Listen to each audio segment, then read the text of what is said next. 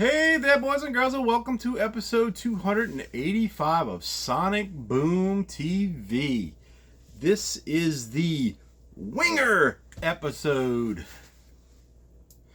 I just wanted to talk a little bit about the 80s glam hair metal band Winger a little bit. I didn't actually own much by them. I still don't own much physical stuff by them, but I ran into a deal last week or the week before, and I was able to pick up 3 albums, and I just thought, you know what, maybe I should just do a little talk about this. So I guess we'll start back in the late 80s. I don't remember the year. Maybe it's on here, maybe it's not. 1980 something, probably. I don't know, it doesn't matter. Winger came out, and they were doing the 80s glam metal, heavy metal stuff, and they kind of fit right in with everybody else, and maybe were a little better than most, and for some reason they became a joke, and I never understood why, but besides the two factors that played into it, there's video of Lars Ulrich from Metallica in one of their videos throwing a dart at a dartboard, has a picture of Kip Winger. And yeah, Kip Winger's a pretty boy, we know that, but still good musician, good singer, great band. I don't know what happened. And then Beavis and Butthead had their nerdy kind of friend, who the one that they all made fun of, have the t-shirt that said Winger on it. And I never understood that. Now, I never liked Beavis and Butthead to begin with. For some reason it came out while I was in college, not for some reason, but it came out when I was in college, and for some reason people thought because I was into music and comic books and whatever that I loved Beavis and Butthead. But I hated Beavis and Butthead. They were not because of the Winger thing, just because they were stupid, and it was a dumb cartoon. There was nothing enjoyable about it for me, but everybody thought I was into it. They always thought I wanted to watch it, and so when I'd go to a friend's house, or in college in the dorms and stuff, and go to somebody's room and hanging out, they'd always put Beavis and Butthead on, and I'm like, this is fucking stupid. Excuse my French. But I hated it. I couldn't stand it. And Beavis and Butthead were kind of, into the heavier things, of course. But, why they decided to pick on Winger, I don't know. I don't know what it was. They could have picked on any band, but Winger was the one, and Winger paid for it, by having people think they're a joke. And so I never thought that. I always thought they were pretty awesome for those first couple albums. The thing with Winger, though, was I did kind of lose touch with them, because when the whole heavy metal thing kind of went away, I thought they were gone, and I knew they had 3 albums, but apparently they were still putting out stuff later. And at this point, I think I have everything as far as albums go. I think I'm missing one of them on MP3s, but as far as physical copies, I still only have what I'm about to show you. So back in the day, and up until now, I've only had these 2 on cassette. I never had them on CD, never on vinyl or anything. But we've got the first one, Winger, and the cassette cover is a little bit cropped, so you can't see the whole name, but that says Sahara right there, and on mine it just says Sarah or S-A-H-A, so Saha, that's what it says. So I never realized it said Sahara, and the reason they changed, that was going to be the name of their band, but there was another band called Sahara that were out, and then Winger 2, In the Heart of the Young, These two albums were, for me, they were way up there. Now, there is the controversial 17 song that at the time I didn't think it was creepy because I was 17 when it came out, and I didn't associate that they were much older than that. So they're singing about a girl that's 17, but their excuse that I've read for that is that they didn't realize that in some states the legal age for consent, I guess, is 18, and they lived in New York and it's 17. So I don't know. I probably would have not chosen to put that out, but it is still a great song. It's kind of creepy. I don't know. I don't know. It's just one of those songs, you know? But as far as the rest of the stuff, I thought they were great. There was one other thing that I had. I had this single for Who's the One. It's got an edit, radio edit, I guess, and an LP version on a single. It was a promo. I made my own little cover. How terrible was that? What was I doing? I think what I originally did was cut words out of the newspaper and just taped them on a piece of paper and made a copy of it. I don't know, terrible, because it didn't actually have a cover. It's just the CD. So that's the only thing I ever had on CD. Who's the One? Now, I think my girlfriend at the time had the CD of Pull, the third album, and I didn't really like it so much, so I didn't buy it, and then I never could find it again on cassette, and then because I was apparently buying Winger on cassette at that point.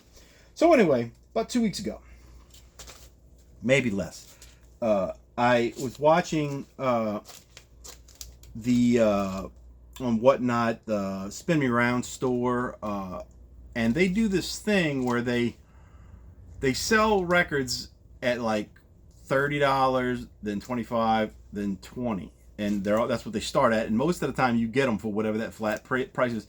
And these are records that they're selling at cost. That's what they say anyway, at cost. Now they're probably getting them a little bit cheaper than what they're selling them for, because I can't imagine they're just selling off stuff at no profit. But the guy orders tons of records for his store, and I feel like they sell on Whatnot so they can pay for their inventory, and then whatever's left they can mark up to regular prices in the store or save for later. But they got to sell a certain amount to pay their bill every month. That's my theory on it. But first thing I saw was Pull. Now, I said, oh man, I should get that, and then I just talked myself out of it. I was like, I'm not gonna get it because I want the other two way more than I want Pull. So I just let it go, and so it was $20. So I was thinking about it. I was like, man, I probably should ask him if he's got any more of those, which he did. But I was like, I don't know. So it's like an hour later, maybe more, after a lot of the people had kind of left the show, up comes Winger and Winger 2 in the Heart of the Young. And I'm like, whoa. I immediately bought them $20 a piece. And then I asked him, hey, do you still have that Pull record? And of course he did. And so I've got all three of these now. Only physical stuff that I have on vinyl. These are the ones I want, these two the most, and then this one's okay. The others, I've heard them. I mean, I would get them if I could get them at a deal, but they're not high on my radar because it's just, they came out past the time I was really into this kind of music. Not that I'm not into this kind of music. It just, somewhere in the 90s till 2000s, a lot of these bands, it just wasn't the same for me. I don't know. But if I find those others, I will probably get them if I can get them cheaply. If I got to pay $50 for them, I'm not doing it. And I've seen these a few months ago on sale, and I think, see, it says Sahara right there, by the way. I think they were going for closer to 30, 35 maybe, somewhere in that range. So getting it from 20 works out. Get all three of them. Good deals. So let's just open them up because I haven't even opened them yet. This one is Winger's first album, now available on limited edition emerald green vinyl. Features the hits Madeline, Headed for a Heartbreak, and more. They don't mention 17. But Madeline was probably my favorite one. I don't know if that's the first song I heard or not. But they do a cover of Purple Haze on this. But Headed for a Heartbreak was big. 17 was big, and Madeline was the first, I think it was the first single that was big to me. But let's get into it. But I think they said that somebody's name is spelled wrong, but it's Kip Winger, Red Besh. You got Rob Morgenstein. I think it's Rod. Yeah, it is Rod. So Rod, they got Rob instead of Rod on the back there, and Paul Taylor. Classic lineup. Great musicians. I just don't understand the what the hate was about, what making fun of this band was about. I don't know. But we've got front cover, back cover. Get printed inner sleeve with lyrics. More lyrics. We've got a Very Green record. Black labels with the Winger logo. I used to like that Winger logo, and then they changed it. They were into this face kind of thing for the first two albums, and then they dropped that and changed their logo. And I don't know if they ever went back to the original logo or not, because I don't have the physical copies of the others. Then we've got In the Heart of the Young. Winger in Heart of the Young, Winger's second album, available on limited cobalt blue vinyl, includes Miles Away, Easy Come, Easy Go, and Can't Get Enough. Great songs. Were there any others that I think of that might have been on the radio? Did it say Miles Away? Yeah. Miles Away, Easy Come, Easy Go.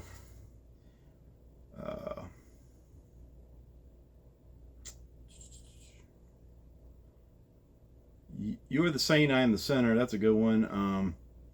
And In the Heart of the Young. So I guess those are the only three that were singles. So we got that.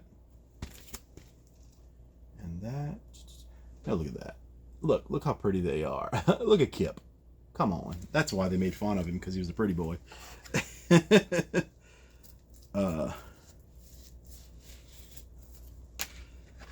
then we've got another printed sleeve. Let's see if there's anything else in there. Nope. Printed sleeve with the little face thing again. Lyrics and such.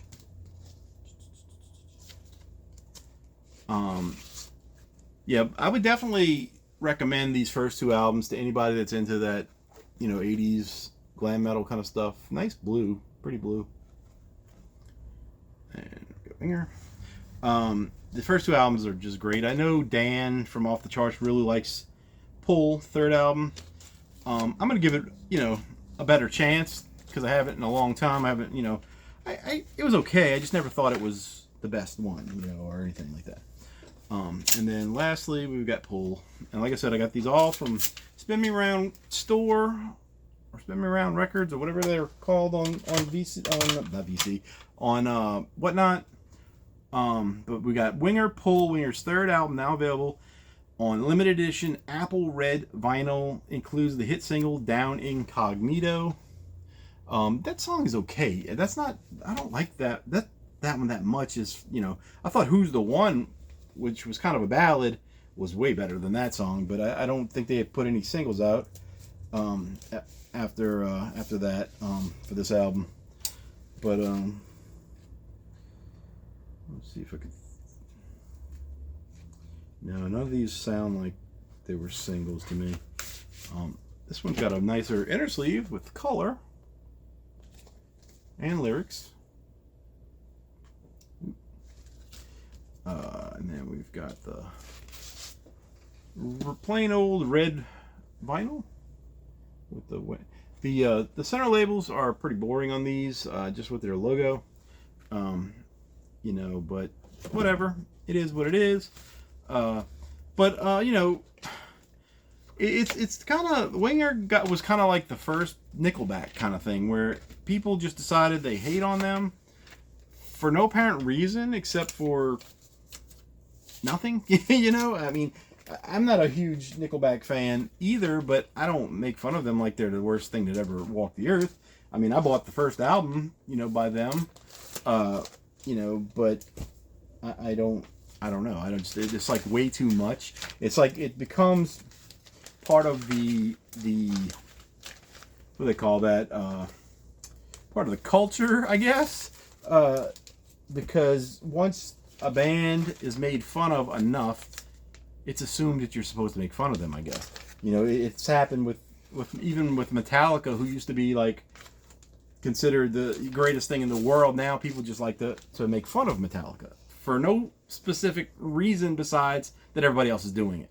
And I think that's what happened with Winger, is that once Beavis and Butthead started making fun of them, that made it okay for everybody to make fun of them and then go on and on. And it's a sore subject for a lot of people, you know, that I know that like Winger. It doesn't bother me one way or the other. I'm going to like what I like no matter what.